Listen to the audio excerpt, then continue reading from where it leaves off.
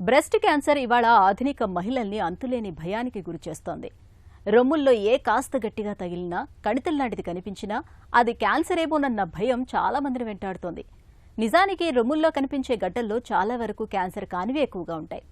రొమ్ముల్లో మార్పులు, సంకేతాలపై కాస్తంత అవగాహన పెంచుకోవటం, నడివయసు దాటాక ప్రతి ఏటా మ్యామోగ్రామ్ వంటి స్క్రీనింగ్ పరీక్షలు చేయించుకుంటూ ఉంటే చాలు రొమ్ము క్యాన్సర్ ముప్పును చాలా వరకు తప్పించుకోవచ్చు. రొమ్ము క్యాన్సర్ను ముందుగానే పసిగట్టే మార్గాల గురించి ఇప్పుడు తెలుసుకుందాం.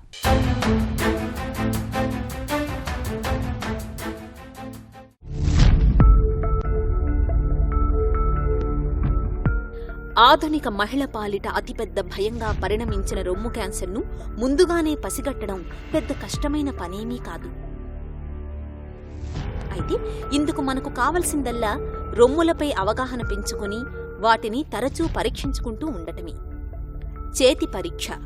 30 ఏళ్లు దాటిన ప్రతి మహిళ తమ రొమ్ముల్ని తరచూ చేతులతో పరీక్షించుకుంటూ ఉండాలి. అద్దం ముందు నిలబడి రొమ్ముల్ని మృదువుగా స్పర్శిస్తూ గడ్డలు ఏమైనా ఉన్నదీ లేనిదీ పరిశీలించాలి.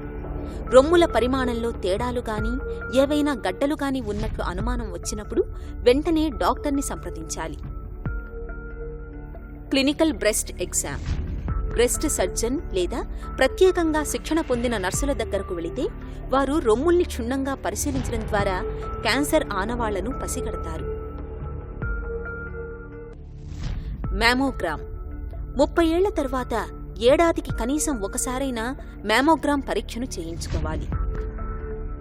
ఇప్పుడు డిజిటల్ మ్యామోగ్రామ్ రూపంలో అత్యాధునిక నిర్ధారణ యంత్రాలు మనకు అందుబాటులోకి వచ్చాయి.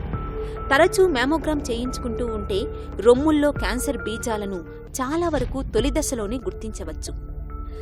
సమర్థవంతమైన చికిత్స తీసుకోవడం ద్వారా రొమ్ము క్యాన్సర్ని తొలి దశలోనే సమాధి చేయొచ్చు.